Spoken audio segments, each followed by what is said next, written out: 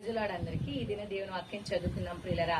యోబు గ్రంథము 11వ అధ్యాయం 16 book of the Job 11th chapter 16th verse.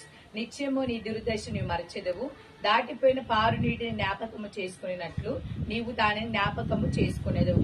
ఓకేనా ప్రియుల, ఇక్కడ దేవాది దేవుడు సెలవిస్తున్న మాట, నిశ్చయముగా నీ దుర్దశ నీవు మరిచిపోతావని చెప్తున్నాడు. ఏదైనా చెడ్డ స్థితి అయినా, ఏదైనా దరిద్రమైన స్థితి అయినా ఏం చేస్తావంటే మరిచిపోతావు అని చెప్పి సెలవిస్తున్నాడు ప్రియులారా.